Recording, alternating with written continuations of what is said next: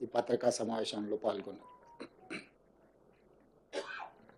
తెలంగాణ రాష్ట్రంలో world economic forum నుంచి దాదాపుగా 1,80,000 కోట్ల రూపాయలు తెలంగాణ రాష్ట్రంలో పెట్టుబడులు పెట్టడానికి మన రాష్ట్ర ప్రభుత్వం ఆకర్షించింది. తెలంగాణ రాష్ట్ర ప్రభుత్వం మీద విశ్వాసం, నమ్మకంతో ఇక్కడ పెట్టుబడులు పెట్టడం ద్వారా వాళ్ళ వ్యాపార విస్తరణనే కాకుండా తెలంగాణలో ఉన్న నిరుద్యోగ యువకులకు ఉద్యోగ ఉపాధి అవకాశాలు కల్పించడానికి ముందుకు వచ్చినందుకు ఆయా సంస్థల యజమానులకు తెలంగాణ రాష్ట్ర ప్రభుత్వం తరఫున మనస్ఫూర్తిగా అభినందనలు తెలియజేస్తున్నాను. ప్రభుత్వం ఏర్పడి 14 నెలలు పూర్తిగా వస్తున్న సందర్భంలో మా ప్రభుత్వం సాధించిన విజయాలలో ఈ విజయం అత్యంత కీలకమైన విజయం.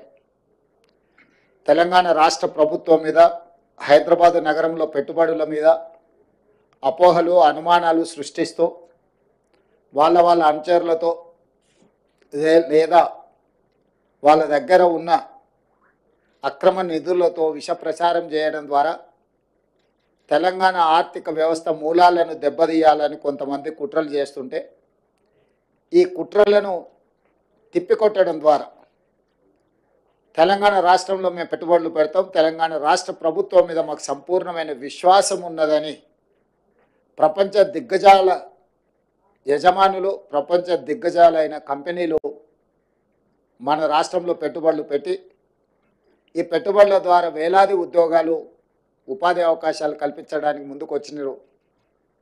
కుట్రలను, కుతంత్రాలను అన్నిటిని కూడా పటాపంచలైన ఈరోజు మా ప్రభుత్వం మీద వారు వ్యక్తపరిచిన విశ్వాసం, నమ్మకం ఈనాటిది కాదు. ఆనాడు 2004 నుంచి 2014 వరకు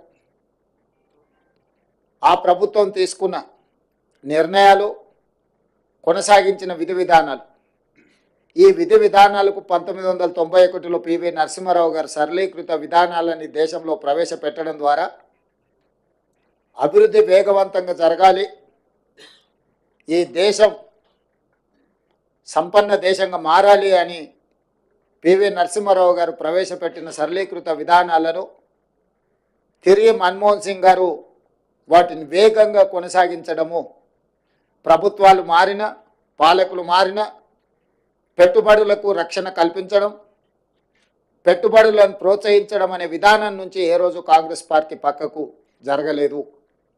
అందుకే 2004 నుంచి 2014 వరకు 10 సంవత్సరాలు ఈ దేశంలో సమూలమైన ఆర్థిక సరళీకృత విధానాలను అమలు చేయడం ద్వారా ప్రపంచానికి ఒక నమ్మకాన్ని, విశ్వాసాన్ని కలిగించిన బలమైన నాయకత్వం కాంగ్రెస్ నాయకత్వం.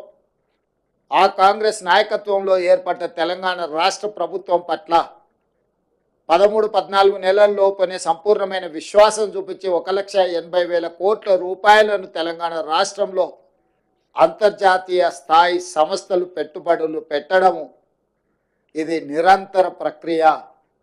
నిరంతరం మా ప్రభుత్వం చేసిన కృషిని, మా ప్రభుత్వం పాటిస్తున్న విధానాలను, రాజకీయపరమైన అంశాలలో విభేదించిన రాష్ట్ర అభివృద్ధి విషయంలో 2004 కంటే ముందు తెలుగుదేశం పార్టీ అమలు చేసిన విధానాలు రాష్ట్ర ప్రయోజనానికి అనుకూలంగా ఉంటే ఆనాడు వాటిని కొనసాగించిన, ఈనాడు గత ప్రభుత్వం ఏదైనా ఉపయోగపడే అంశాలలో నిర్ణయం తీసుకుంటే కూడా తెలంగాణ రాష్ట్ర ప్రజలకు ప్రయోజనం చేకూరుతుంది అనుకుంటే ఆ విషయంలో రాజకీయ వివాదాలకు వెళ్లకుండా విధానాలను కొనసాగిస్తూనే ఇంకా స్పష్టంగా, నమ్మకంగా, రూపకల్పనలో ఒక నిర్దిష్టమైన ప్రణాళికను తీసుకొని తెలంగాణ రాష్ట్ర ప్రభుత్వం ముందుకు వెళ్ళింది. కాబట్టి ఈరోజు ఈ దిగ్గజాలు తెలంగాణ రాష్ట్రంలో పెట్టుబడులు పెట్టినరు. ఆ పెట్టుబడులను వేగంగా పనులను అమలు చేయడమే కాకుండా అనుమతులు ఇవ్వడంతో పాటు అవసరమైన భూ కేటాయింపులు కానీ, పరిపాలన అనుమతులు కానీ అన్ని రకాలుగా ఆ సంస్థలను ప్రోత్సహించి ఆ సంస్థల పెట్టుబడుల ద్వారా రాబోయే ఉద్యోగ ఉపాధి అవకాశాలు తెలంగాణ సమాజానికి అందివ్వాలన్న ఆలోచన మా ప్రభుత్వానిది. ఈ అంశాలను మేము దావోస్లో ఒప్పందాలలో బిజీగా ఉన్న మీడియా మిత్రులు తెలంగాణ ప్రజలకు ఎప్పటికప్పుడు చేరవేస్తూ ఎవరైనా అనుమానాలు సృష్టించాలన్నా అపోహలతో కూడుకున్న ప్రచారాలు కల్పించిన మీడియా మిత్రులు వాటన్నిటిని కూడా పటాపంచలు చేస్తూ ఈ ప్రభుత్వం, ఈ రాష్ట్రం, ఈ హైదరాబాదు నగర అభివృద్ధి మన అందరిది అని చెప్పి సహకరించిన మీడియా మిత్రులందరికీ కూడా మనస్ఫూర్తిగా ధన్యవాదాలు తెలియజేస్తున్నా. ఇదే విధంగా మీ సహకారం ఉండాలి. మనందరం కలిస్తేనే తెలంగాణ, మనందరం కష్టపడితేనే తెలంగాణ అభివృద్ధి, మనందరం ఈ తెలంగాణ పునర్నిర్మాణంలో భాగస్వాములు కావాలి. భవిష్యత్తులో ఇంకా తెలంగాణ ఈ దేశంలోనే అత్యధిక ఆదాయం కలిగిన రాష్ట్రంగా మారాలి. ఈరోజు తెలంగాణ రాష్ట్రాన్ని $1 ట్రిలియన్ ఎకానమీకి తీసుకెళ్లాలని మేము నిరంతరం కృషి చేస్తున్నాము. ఈరోజు పర్ క్యాపిటల్ ఇన్కంలో దేశంలోనే తెలంగాణ రాష్ట్రం మొదటి స్థానంలో ఉన్నది.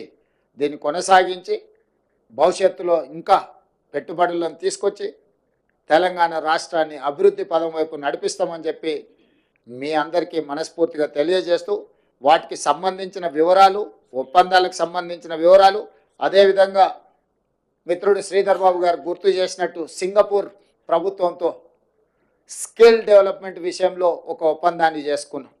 ఐటీఈ, ఇన్ఫర్మేషన్ టెక్నాలజీ ఎడ్యుకేషన్కి సంబంధించి సింగపూర్లో 10th చదువుకున్న తర్వాత పిల్లలందరికీ కూడా సాంకేతిక నైపుణ్యాన్ని అందించడం ద్వారా ప్రపంచంతోనే పోటీ పడే నిష్ణాతులను సింగపూర్ సంస్థ తయారు చేస్తుంది. అందుకే ఈరోజు తెలంగాణ రాష్ట్ర ప్రభుత్వం వాళ్ళతో ఒప్పందాలు చేసుకొని ఇక్కడ చదువుకునే విద్యార్థులను కూడా అక్కడికి తీసుకెళ్ళి వాళ్ళ ఐటీఈలో శిక్షణ ఇచ్చే విధంగా అక్కడి నుంచి కూడా విద్యార్థులను ఇక్కడికి తీసుకురావడం ద్వారా మన సంస్థల్లో కూడా వాళ్ళ విద్యార్థులు కొంతకాలం వచ్చి ఇక్కడ మన విద్యార్థులతో కలిసిమెలిసి చదువుకుంటే సాంకేతిక నైపుణ్యం పెరుగుతుంది, మన వాళ్ళకు కూడా అవగాహన పెంపొందుతుంది.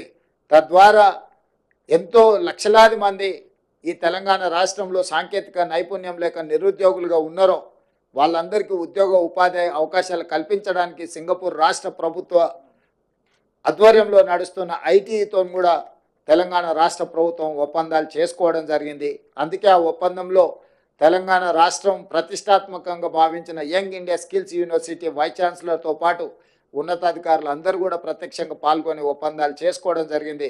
సింగపూర్ రాష్ట్ర ప్రభుత్వానికి సంబంధించిన మంత్రులతో చర్చించడం, సాంకేతిక నైపుణ్యాన్ని ఇచ్చిపుచ్చుకోవడం ద్వారా మనము సింగపూర్ ప్రభుత్వం కలిసి పనిచేయాలని కూడా ఒక ఒప్పందానికి వచ్చినాం. అది భవిష్యత్తులో మన సాంకేతిక నైపుణ్యాన్ని వేగంగా పెంపొందించడానికి ఉపయోగపడుతుంది. ఇవన్నీ కూడా తెలంగాణ రాష్ట్ర అభివృద్ధి కోసం ప్రభుత్వం తీసుకుంటున్న నిర్ణయాలు. ఈ నిర్ణయాలను అన్నిటిని కూడా యువకులకు, ముఖ్యంగా ప్రజలకు అందరికీ కూడా చేరవేస్తున్న మీకు అందరికీ మనస్ఫూర్తిగా ధన్యవాదాలు తెలియజేస్తూ, మా విదేశీ పర్యటనకు సంబంధించి ఒప్పందాలకు సంబంధించిన పూర్తి వివరాలను అందించవలసిందిగా మిత్రుడు మంత్రి గారు శ్రీధర్ బాబు గారిని కోరుతున్నాను.